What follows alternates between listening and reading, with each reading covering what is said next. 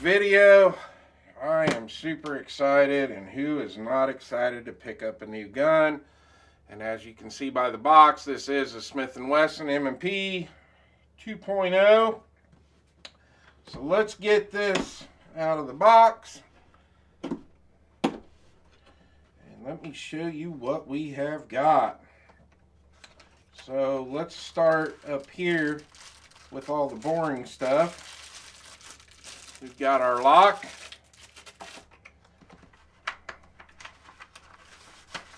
And we've got a bunch of paperwork. Got a warranty card. We've got the manual. Let me make sure that is all in here. That is everything. We've got a magazine. And we have got our new firearm. That is everything in the box.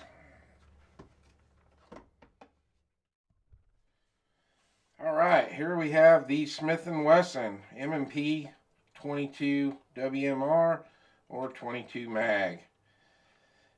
Now, the reason I picked this gun up was I wanted a 22 mag semi-auto pistol, and I really wanted the Walther WMR, but I hated the trigger in that gun. I went to the gun shop a few times, kept picking it up, and I just hated the trigger.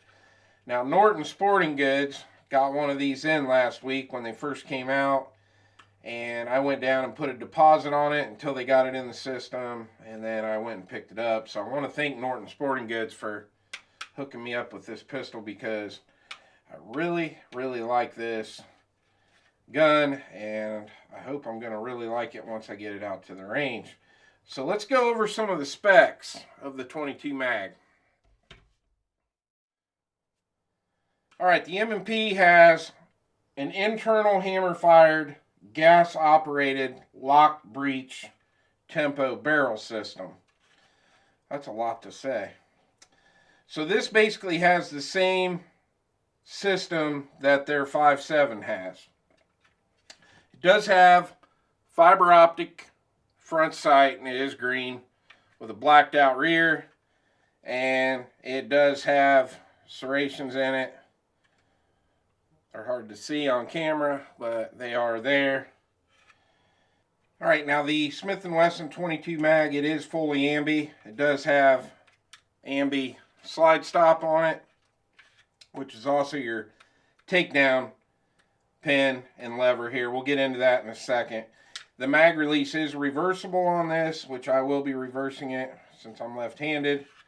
So really nice for a left-handed shooter, have it fully ambi.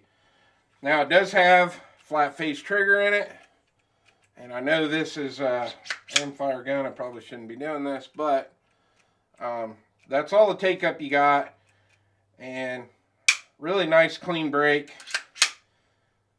and pretty short reset. So the trigger in this is a lot better than the one in the Walther, and that's why I chose to go with this one. Now you do have a rail on this, nice size rail. Here we've got the Phoenix GL19R, and I just wanted to show you this with light on it. So light still back behind the muzzle here, and this is their full-size light, so you can run a full-size light on this.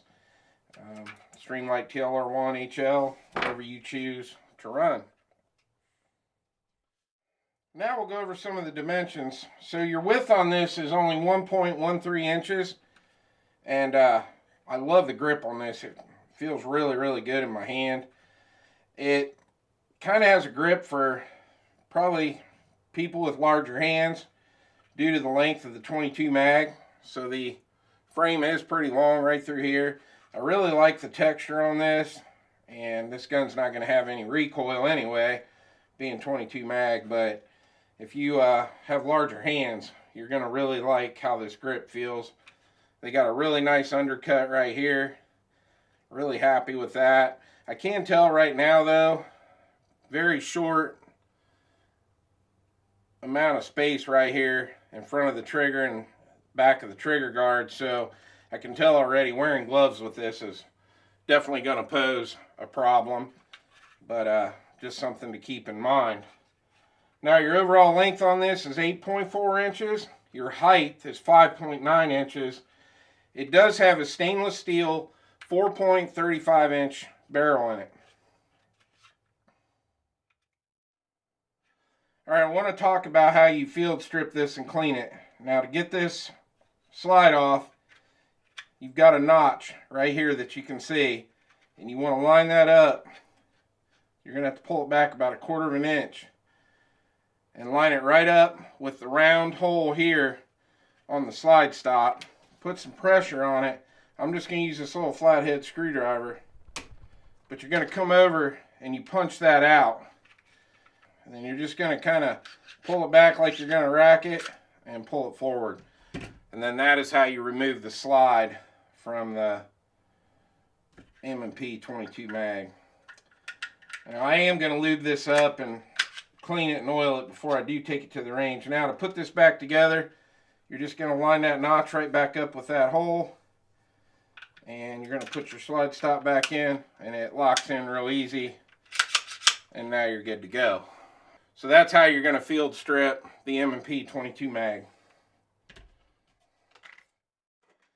Now let's talk about the magazines. So I can't talk about capacity here on YouTube, but you might want to go over to Smith Wesson's website and look these up. This is pretty impressive capacity on these. Now they are all plastic mags. You got your orange follower in here, and you got a nice base pad, and you got to put these in. And like I said, if you've got larger hands, you've got all kinds of real estate here. I'm not even touching the base pad on the magazine with my pinky finger. So like I said, I can't discuss the capacity of these magazines, even though they are a standard capacity mag, but you guys will have to just go check that out for yourself. And it does come with 2 of these magazines, which is really cool. Alright, so I went ahead and reversed the magazine switch, and that probably was the easiest mag release I've ever switched around. You can see they drop out nice and free too. I like that. So I can't show you how to do it here on YouTube, but basically you take a flathead screwdriver, you push down on that and you turn it, you pull it out, you flip it around, you push it back in, push down on it with a flathead screwdriver, turn it back the opposite direction, and it locks it right in. Really nice. I like how easy those drop out, especially being all plastic, and it's really cool. Definitely like it. Alright, the last thing I want to talk about is the optics ready option on this. You've got 2 screws on here holding the plate on, and you can remove this. You're not going to lose your front and rear sight. But being that this gun is only 1.13 inches wide, you're definitely going to want to go with a RMSC style dot. So right here is the Swamp Fox Sentinel. I don't have this on a gun right now. This is not the optic that's going on this. We are actually going to be putting the Gideon Optics Judge on this gun. But as you can see, if I set that there, you can see the width of the dot versus the width of the slides. You're definitely going to want to go with one of these smaller optics for this.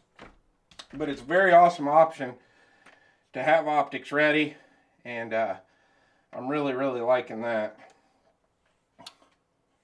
Well, there you have it, guys. That is my unboxing video of the new Smith Wesson M&P 22 Magnum. Now we're going to take this out to the range in the next video and just shoot it with iron sights, kind of get a first impressions video out of the way, and then we're going to throw a dot on it, get that Gideon Optics Judge on here, and run the crap out of it and see what we think.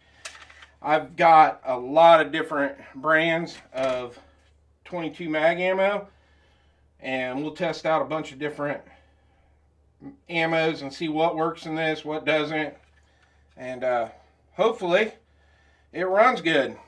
Well, I hope you enjoyed the video. Please like and subscribe, and I'll see you on the next one.